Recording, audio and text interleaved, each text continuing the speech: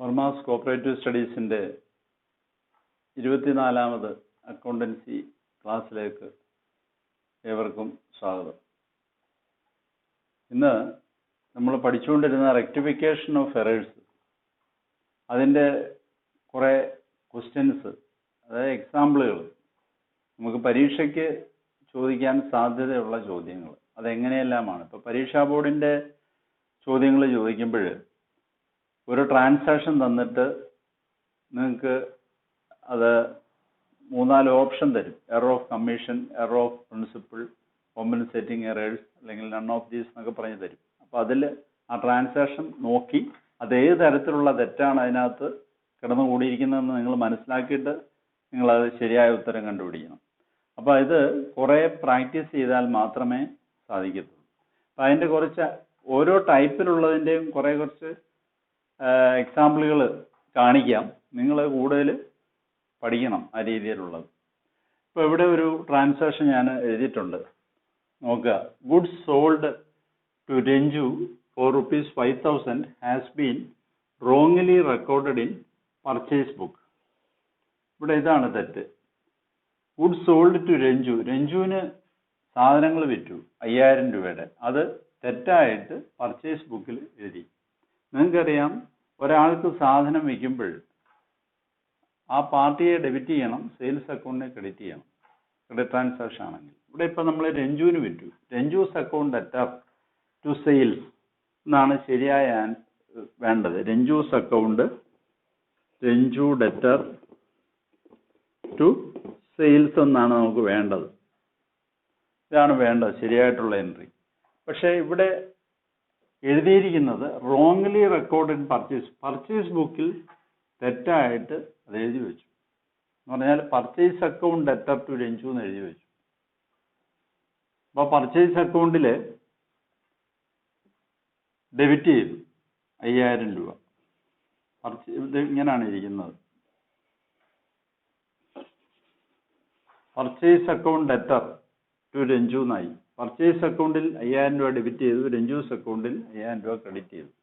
ഇങ്ങനെയാണ് ഇപ്പോൾ ഇരിക്കുന്നത്. ഇവിടെ രഞ്ജൂസ് അക്കൗണ്ട് ഉണ്ട്, പർച്ചേസ് അക്കൗണ്ട് ഉണ്ട്, ഒരു സെയിൽസ് അക്കൗണ്ട് ഉണ്ട്. സെയിൽസ് അക്കൗണ്ടിൽ ഒന്നും വന്നിട്ടില്ല. സെയിൽസ് അക്കൗണ്ടിന്റെ ക്രെഡിറ്റിലാണ് വരേണ്ടത്. ഇവിടെ വരണം. അപ്പം രഞ്ജുവിന്റെ ഡെബിറ്റിലും വരണം, രഞ്ജൂസ് അക്കൗണ്ടിന്റെ ഡെബിറ്റ് സൈഡിലും വരണം, സെയിൽസ് അക്കൗണ്ടിന്റെ ക്രെഡിറ്റ് സൈഡിലും വരണം. ഇതെങ്ങനെ നിങ്ങൾ റെക്ടിഫൈ ചെയ്യും? അപ്പോൾ ഇത് റെക്ടിഫൈ ചെയ്യുന്നതിന് ഉള്ള എൻട്രിയാണ് ഈ കൊടുത്തിരിക്കുന്നത്. ആദ്യം എൻട്രി നോക്കുക. Ranju's account debtor 10,000 to purchase account 5,000 to sales account 5,000. അപ്പോൾ ഇവിടെ ഒരു കോമ്പൗണ്ട് എൻട്രി എഴുതിയിരിക്കുക. രഞ്ജൂസ് അക്കൗണ്ടിന് 10,000 രൂപയ്ക്ക് ഡെബിറ്റ് ചെയ്തു, എന്നിട്ട് പർച്ചേസ് അക്കൗണ്ടിൽ 5,000 ക്രെഡിറ്റ് ചെയ്തു, സെയിൽസ് അക്കൗണ്ടിൽ 5,000 ക്രെഡിറ്റ്. എന്തുകൊണ്ടാണ് ഇത് റെക്ടിഫൈ ചെയ്യാൻ ഇങ്ങനെ ഒരു എൻട്രി വന്നത്? നമുക്ക് നോക്കാം. ഇവിടെ തെറ്റായിട്ട് പർച്ചേസ് അക്കൗണ്ടിൽ 5,000 രൂപ ഡെബിറ്റ് ചെയ്ത് വെച്ചിരിക്കുകയാണ്, അതിനെ ക്യാൻസൽ ചെയ്യണം. ഇവിടെ രഞ്ജൂസ് അക്കൗണ്ടിൽ തെറ്റായിട്ട് 5,000 രൂപ ക്രെഡിറ്റ് ചെയ്തിരിക്കുകയാണ്, അതിനെയും ക്യാൻസൽ ചെയ്യണം. അപ്പോൾ രഞ്ജൂസ് അക്കൗണ്ടിനെ നമ്മൾ 5,000 രൂപയ്ക്ക് ആദ്യം ഡെബിറ്റ് ചെയ്തു. അപ്പോൾ ഇത് രണ്ടും ക്യാൻസലായി. ഇനി പർച്ചേസ് അക്കൗണ്ടിൽ 5,000 രൂപ ക്രെഡിറ്റ് ചെയ്തു. അപ്പോൾ ഇത് രണ്ടും ക്യാൻസലായി. അപ്പോൾ രഞ്ജൂസ് അക്കൗണ്ട് ഡെറ്റർ, അപ്പോൾ ഇവിടെ ഒരു 5,000 വന്നു, ഇവിടെ 5,000, ഇവിടെ പർച്ചേസ് അക്കൗണ്ടിൽ 5,000 വന്നു. ഈ 10,000 വന്നത് എങ്ങനെയാണെന്ന് ഞാനത് സ്പ്ലിറ്റ് ചെയ്ത് കാണിക്കുകയാണ്. 5,000 രൂപ ആദ്യം രഞ്ജൂസ് അക്കൗണ്ടിൽ തെറ്റായി ക്രെഡിറ്റ് ചെയ്തിരുന്ന 5,000 ക്യാൻസൽ ചെയ്യാൻ വേണ്ടി ഒരു ഡെബിറ്റ് കൊടുത്തു. പർച്ചേസ് അക്കൗണ്ടിൽ തെറ്റായിട്ട് ഡെബിറ്റ് ചെയ്തിരുന്ന 5,000 ക്യാൻസൽ ചെയ്യാൻ ഒരു ക്രെഡിറ്റ് കൊടുത്തു. ഇനി ശരിയായിട്ട് വേണ്ട എൻട്രി നമ്മൾ എഴുതുക. വീണ്ടും Ranju's account debtor 5,000 to sales account 5,000. ഇതാണ് ശരിയായിട്ട് വേണ്ടത്. അപ്പോൾ അതുകൊണ്ടാണ് ഇവിടെ 5,000 10,000 രൂപ ഡെബിറ്റ് വന്നത്.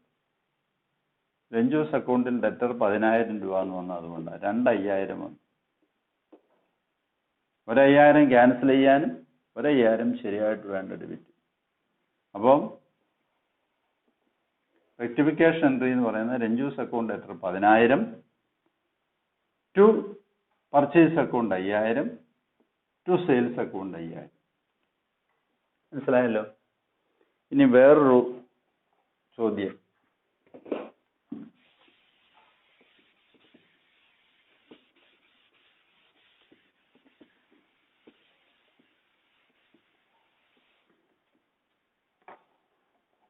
Goods for rupees 300 purchased on credit.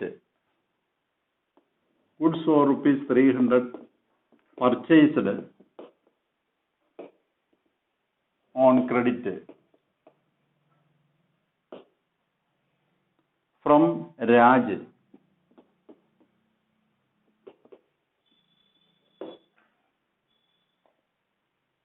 was wrongly entered in the sales book. Entered in sales book. തെറ്റായിട്ട് ഇത് എഴുതി വെച്ചു. Was wrongly entered. ഇവിടെ ഇത് ശ്രദ്ധിക്കണം. റോങ്ലി എൻറ്റേഡ്, തെറ്റായിട്ട് ക്രെഡിറ്റ് ചെയ്ത് വെച്ചു. എവിടെ? സെയിൽസ് ബുക്കിൽ. എന്നിട്ട് പറഞ്ഞിരിക്കുന്നു the account of Raj was correctly credited. രാജിന്റെ അക്കൗണ്ട് കറക്റ്റായിട്ട് ക്രെഡിറ്റ് ചെയ്തിട്ടുണ്ട്. തെറ്റായിട്ട് സെയിൽസ് ബുക്കിൽ എഴുതി വെച്ചു. നമുക്കറിയാം, പർച്ചേസ് ചെയ്യുമ്പോൾ, രാജിന്റെ കയ്യിൽ നിന്ന് പർച്ചേസ് ചെയ്യുമ്പോൾ ശരിയായിട്ട് വേണ്ട എൻട്രി, കറക്റ്റ് എൻട്രി എന്ന് പറയുന്നത് purchase account debtor 300 to Raj account 300. ഇതാണ് വേണ്ടത്. അപ്പൊ അവർ എഴുതി വെച്ചത് എന്താന്ന് വെച്ച് കഴിഞ്ഞാല് പർച്ചേസിൽ അക്കൗണ്ടിൽ ഡെബിറ്റ് ചെയ്യേണ്ടതിന് പകരം സെയിൽസ് ബുക്കിൽ, അതായത് സെയിൽസ് അക്കൗണ്ടിൽ ക്രെഡിറ്റ് ചെയ്ത് വെച്ചു. സെയിൽസ് അക്കൗണ്ടിലാണ് എഴുതി വെച്ചത്. Wrongly entered in sales book. അപ്പൊ ഇത് എങ്ങനെ കറക്റ്റ് ചെയ്യും? അപ്പൊ ഇതിന്റെ റെക്ടിഫിക്കേഷൻ എൻട്രി നമുക്ക് നോക്കാം. ഇവിടെ ട്രയൽ ബാലൻസ് എഴുതിയപ്പോൾ തെറ്റായിട്ട് രാജിന്റെ അക്കൗണ്ടിൽ യാതൊരു കുഴപ്പമില്ല. രാജ് അക്കൗണ്ടിൽ നമ്മൾ കറക്റ്റായിട്ട് ക്രെഡിറ്റ് ചെയ്തിട്ടുണ്ട്. രാജ് അക്കൗണ്ട് ഇവിടെ ഇങ്ങനെ 300 ക്രെഡിറ്റ് ചെയ്ത് വെച്ചിട്ടുണ്ട്. അത് കാരണം ആ അക്കൗണ്ടിനെ ബാധിക്കുന്നില്ല. അതുകൊണ്ട് അത് നമുക്ക് നോക്കണ്ട. ഇവിടെ ബാധിക്കുന്ന അക്കൗണ്ടുകൾ എന്ന് പറയുന്നത് ഏതൊക്കെയാണ്? പർച്ചേസ് അക്കൗണ്ടും സെയിൽസ് അക്കൗണ്ടും. അപ്പൊ പർച്ചേസ്ഡ് ഓൺ ക്രെഡിറ്റ് എന്ന് പറയുമ്പോൾ പർച്ചേസ് അക്കൗണ്ടിൽ ഇവിടെയാണ് 300 വരേണ്ടത്. അതിന് സെയിൽസ് അക്കൗണ്ടിൽ തെറ്റായിട്ട് 300 എഴുതി. ഇതിനെ ക്യാൻസൽ ചെയ്യണം. ഇതിനെ ക്യാൻസൽ ചെയ്യാൻ വേണ്ടി ഇവിടെ ഒരു 300 കൊടുക്കണം. ഡെബിറ്റ് ചെയ്തു. അപ്പൊ സെയിൽസ് അക്കൗണ്ട് ഡെറ്റർ 300, യഥാർത്ഥത്തിൽ വേണ്ടത് പർച്ചേസിലാണ്. അപ്പൊ പർച്ചേസസ് അക്കൗണ്ട് ഡെറ്റർ 300. ഇവിടെ ഒരു 300 വന്നു, ഇവിടെ ഒരു 300. ഇത് ക്യാൻസൽ ചെയ്യാൻ വേണ്ടി സെയിൽസിന് ഡെബിറ്റ് കൊടുത്തു. യഥാർത്ഥത്തിൽ വേണ്ട പർച്ചേസ് അക്കൗണ്ടിന് ഡെബിറ്റ് കൊടുത്തു. അപ്പൊ 300 600 രൂപ സസ്പെൻസ് അക്കൗണ്ടിൽ ക്രെഡിറ്റ് ചെയ്യണം. സസ്പെൻസ് അക്കൗണ്ടിൽ 600 രൂപ ക്രെഡിറ്റ് ചെയ്യാം.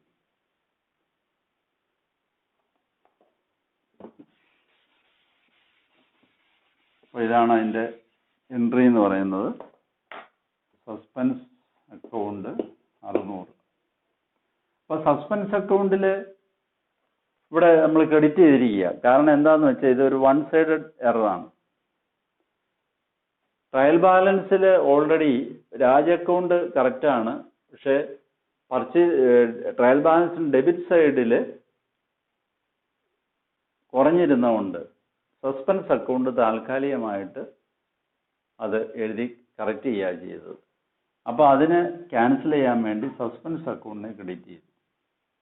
അപ്പോൾ sales account debtor, purchase account debtor to suspense account. ഇതാണ്. ഇനി നമുക്ക് വേറെ കുറച്ച് ചോദ്യങ്ങൾ നമുക്ക് നോക്കാം. പരീക്ഷയ്ക്ക് വന്നിട്ടുള്ളതും വരാൻ സാധ്യതയുള്ളതുമായ ചില എറേഴ്സിന്റെ ചോദ്യങ്ങളാണ്. അപ്പോൾ നിങ്ങളോട് ചോദിക്കാം, സെയിൽസ് ബുക്ക് വാസ് അണ്ടർകാസ്റ്റ് ₹200. അതേ ടൈപ്പ് എററാണ്. Error of commission, error of principle, error of omission എന്നൊക്കെ ചോദിക്കാം. Sales book was undercast ₹200. Sales book 200 രൂപ കുറഞ്ഞിരിക്കുന്നു. അത് എറർ ഓഫ് കമ്മീഷനാണ്. അതുപോലെ purchase return book was undercast ₹500. Purchase returns ബുക്കിൽ 500 രൂപ കുറഞ്ഞിരിക്കുന്നു. അതും എറർ ഓഫ് കമ്മീഷനാണ്. ഏതെങ്കിലും ഒരു ടൈപ്പ് പർച്ചേസ് ബുക്കോ സെയിൽസ് ബുക്കോ റിട്ടേൺസ് ബുക്കോ ഏതെങ്കിലും ഒരു സൈഡ് കൂടിയിരിക്കുന്നു അല്ലെങ്കിൽ കുറഞ്ഞിരിക്കുന്നു എന്ന് പറഞ്ഞു കഴിഞ്ഞാൽ അത് എറർ ഓഫ് കമ്മീഷൻ പെടുന്നതാണ്. അതുപോലെ discount allowed ₹30 to Sudheer though posted in his account omitted to enter in the discount column of cash book.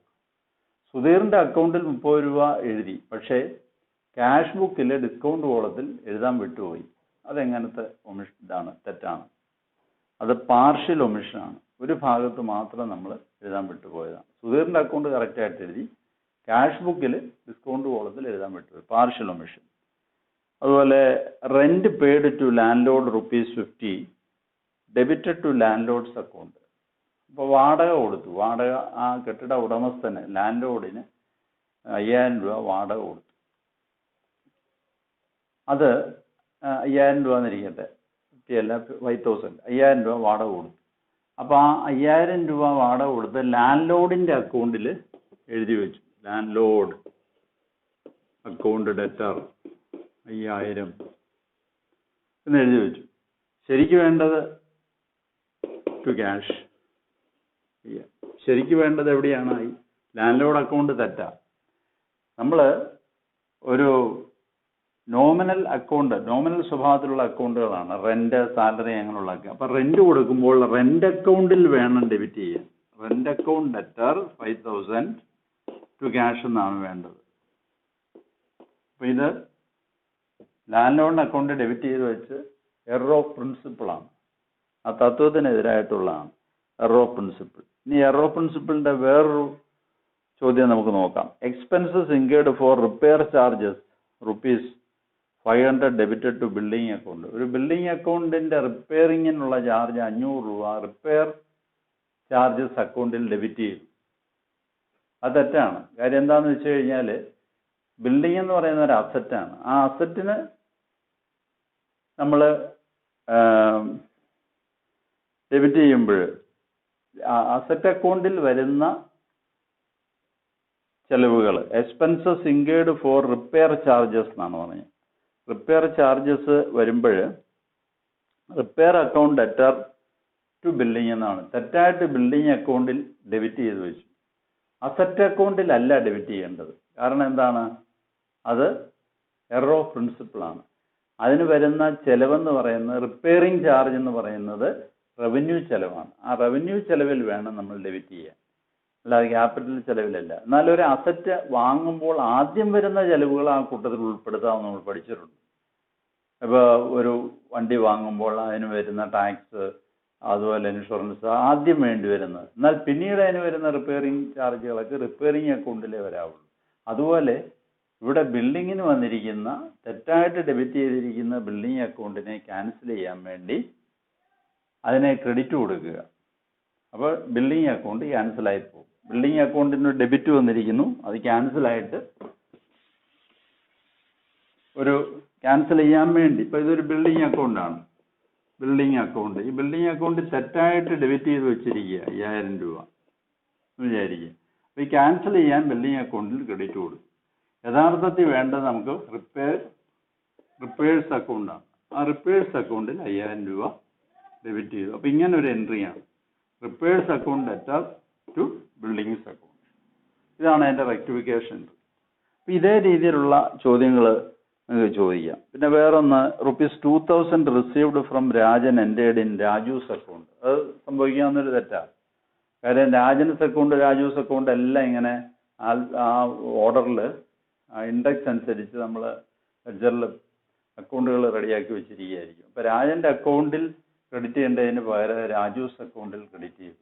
അതെങ്ങനത്തെ തെറ്റാണ്? അത് എറർ ഓഫ് കമ്മീഷനാണ്. തെറ്റായിട്ട് അക്കൗണ്ടുകളിൽ പോസ്റ്റ് ചെയ്യുന്ന എറർ ഓഫ് കമ്മീഷനാണ്.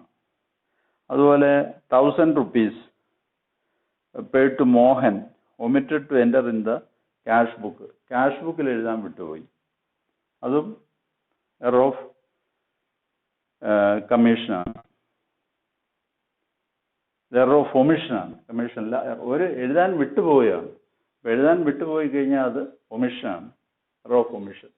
എറർ ഓഫ് ഒമിഷൻ കംപ്ലീറ്റ് ഒമിഷനും ഉണ്ട്, പാർഷ്യൽ ഒമിഷനും ഉണ്ട്, നമ്മൾ അങ്ങനെ പഠിച്ചിട്ടുണ്ട്. അപ്പോൾ എഴുതാൻ പൂർണ്ണമായിട്ട് വിട്ടുപോയി കഴിഞ്ഞാൽ അത് കംപ്ലീറ്റ് ഒമിഷൻ. ഏതെങ്കിലും ഒരു അക്കൗണ്ടിൽ മാത്രം എഴുതാൻ വിട്ടുപോയി കഴിഞ്ഞാൽ അത് പാർഷ്യൽ ഒമിഷനാണ്. അപ്പോൾ ഇങ്ങനെ ധാരാളം ചോദ്യങ്ങൾ നിങ്ങൾ ഇത് റെഫർ ചെയ്യണം, റെഫർ ചെയ്ത് പഠിക്കണം.